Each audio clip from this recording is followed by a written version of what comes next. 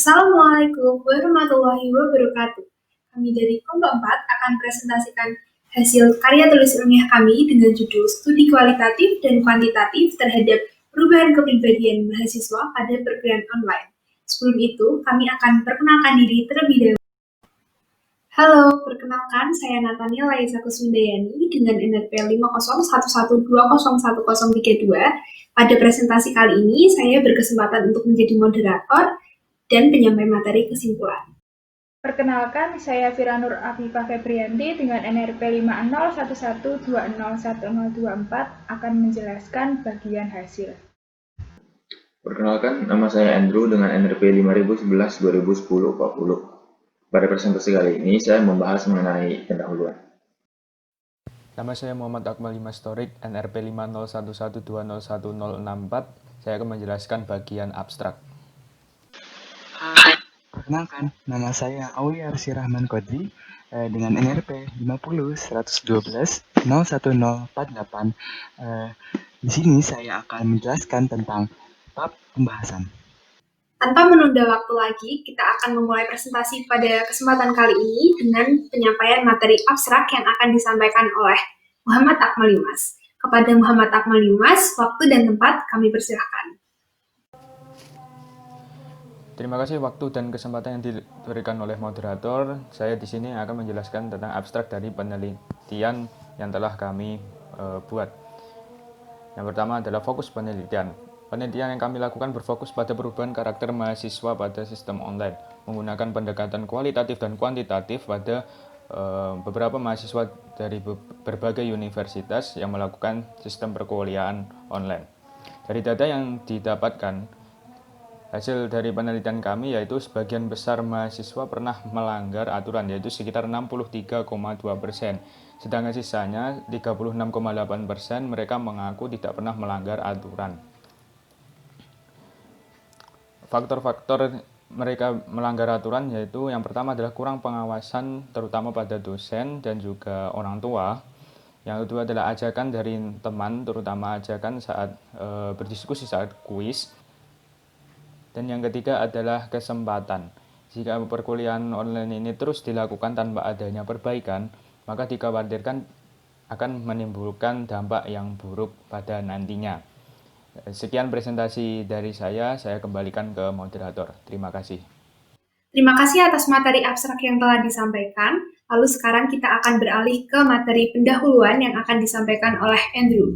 Pada Andrew, waktu dan tempat kami persilahkan. Baiklah moderator, terima kasih atas kesempatannya. Selanjutnya saya akan membahas mengenai pendahuluan. Seperti sudah kita ketahui, dunia sedang berada pada masa gawat darurat karena pandemi COVID-19. Pandemi ini menyebabkan berbagai macam kendala dalam berbagai sektor kehidupan kita. Pada sektor pendidikan itu sendiri, kita dapat merasakan berbagai macam dampak selama proses belajar mengajar. Dampak tersebut dapat kita kategorikan menjadi dua, yaitu dampak fisik dan dampak psikis. Dampak fisik seperti pada contoh di bawah, berupa iritasi mata, kelelahan otot, maupun pegal, dan masih banyak hal lainnya. Selain itu, dampak psikis dapat diperhatikan juga, dapat berupa stres yang berlebihan, kekurangan semangat, dan kecurangan akademis. Contoh-contoh dari kecurangan akademis adalah menyontek, plagiarisme, tidak memperhatikan guru saat menjelaskan, membuka buku ketika ujian out close book, dan masih banyak lagi. Untuk mencegah hal tersebut, diperlukan adanya kerjasama dari dosen, mahasiswa, maupun dari keluarga mahasiswa. Dosen bertugas sebagai pilar utama dalam mengajar dan memastikan proses belajar mengajar berjalan dengan baik. Sedangkan mahasiswa sebagai pelajar bertugas untuk menjaga semangat dan kejujuran ketika mengikuti pembelajaran secara online. Sedangkan itu, anggota keluarga bertugas untuk memastikan situasi yang produktif untuk mahasiswa agar dapat belajar dengan baik. Maka dari itu, penelitian ini dilakukan dengan metode penelitian pendekatan kualitatif dan kuantitatif dengan jumlah responden sebanyak 117 orang, yang mana nantinya mereka akan diminta untuk mengisi G-form yang mana hasilnya akan digunakan untuk membuat bagian hasil dan pembahasan. Manfaat dari penelitian ini, 1. Menyadarkan mahasiswa dan membangkitkan semangat mahasiswa selama perkuliahan online. 2. Mendukung mahasiswa untuk proaktif dan efektif dalam manajemen waktu. 3. Mengurangi kecelakaan akademis yang terjadi selama belajar secara daring. Begitu dari saya. Terima kasih. Saya kembalikan kepada moderator. Terima kasih atas pendahuluan yang telah disampaikan oleh Andrew. Lalu sekarang kita akan beralih ke hasil yang akan disampaikan oleh Vira Nur Afifah. Kepada Vira, waktu dan tempat kami persilakan. Terima kasih atas kesempatan dan waktu yang telah diberikan. Dari penelitian ini didapatkan 12 data yang diperoleh dari pengisian kuesioner. Kuesioner ini disebarkan kepada 117 responden dari kalangan mahasiswa yang sedang melakukan perkuliahan online dari berbagai perguruan tinggi di Indonesia. Data pertama menunjukkan pernah tidaknya mahasiswa melakukan pelanggaran saat kelas online dan atau kuis. Dari 117 responden, sebanyak 63,2% atau 74 mahasiswa mengaku pernah melanggar, sedangkan 36,8% atau 43 mahasiswa mengaku tidak pernah melanggar.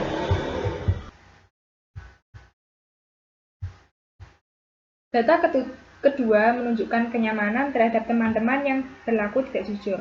Dari 43 mahasiswa mengaku tidak pernah melanggar aturan, 90,3% atau 4 mahasiswa mengaku merasa nyaman, 60,5% atau 26 mahasiswa mengaku merasa tidak terpengaruh, adapun 30,2% mahasiswa atau 13 mahasiswa mengaku merasa tidak nyaman. Data ketiga menunjukkan rasa bangga terhadap kejujuran mahasiswa. Dari 43 mahasiswa, 93% diantaranya atau 40 mahasiswa mengaku merasa bangga, sedangkan 7% yaitu 3 mahasiswa mengaku merasa tidak bangga terhadap kejujuran yang telah mereka lakukan. Data keempat menunjukkan frekuensi mahasiswa yang berlaku tidak jujur saat perkuliahan offline.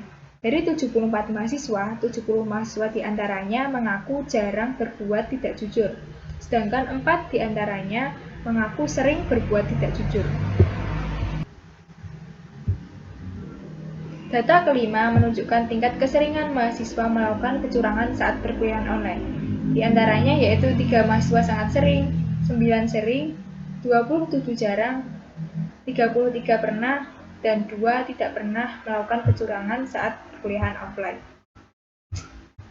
online.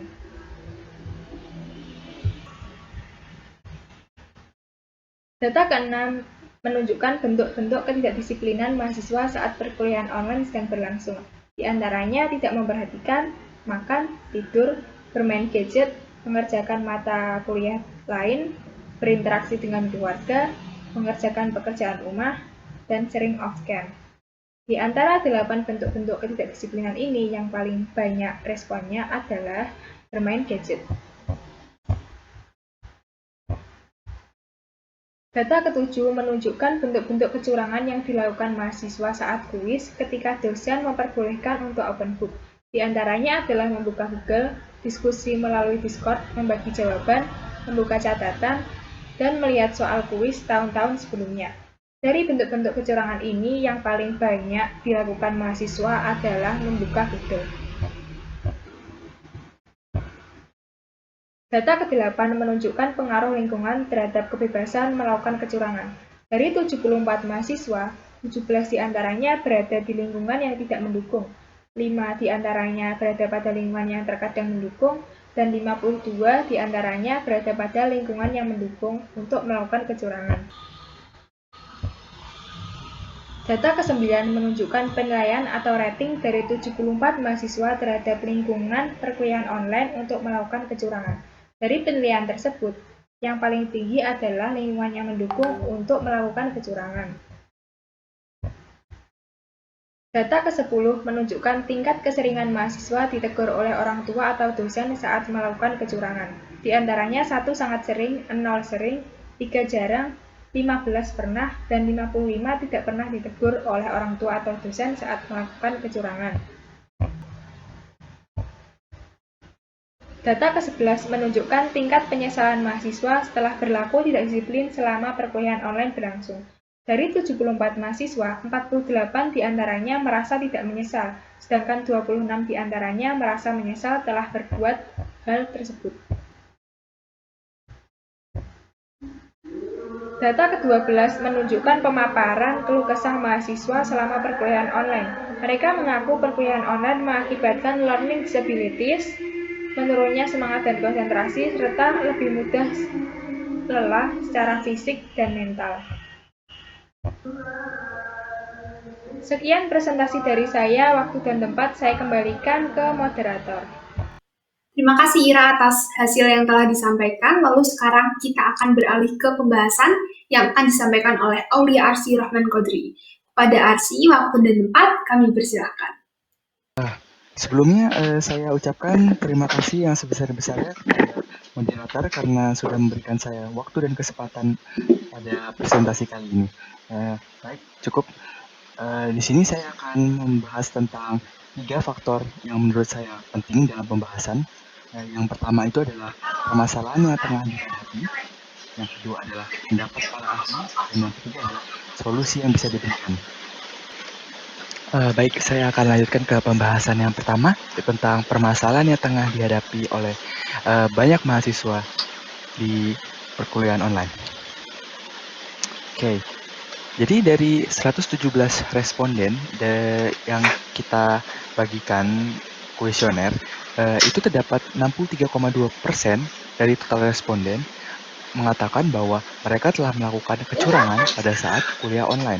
Dan alasannya pun beragam, tetapi saya akan mengambil 2 alasan yang menurut saya cukup vokal. Maksudnya adalah alasan yang sering kali kita temukan, yaitu yang pertama adalah lingkungan yang sangat mendukung mereka untuk berbuat curang dikarenakan kurangnya pengawasan dari dosen maupun pengajar. Dan yang kedua adalah banyaknya mahasiswa yang mengalami tekanan selama perkuliahan online sehingga mereka tidak dapat mengikuti perkuliahan dengan baik dan terpaksa melakukan kecurangan. Dari data tersebut sebenarnya bisa dikatakan bahwa perkuliahan online itu sebenarnya tidak efektif karena tidak hanya mahasiswa tidak memahami materi yang diberikan oleh pengajar, tetapi juga mahasiswa melakukan kecurangan-kecurangan yang tidak seharusnya mereka lakukan. Nah, di sini saya akan membahas sedikit tentang pendapat para ahli. Ya, baik, saya akan melanjutkan sedikit tentang pendapat para ahli. Pada kesempatan kali ini merupakan Kebedamosi pada tahun 2004 dan Widagdo dan lain-lain pada tahun 2020.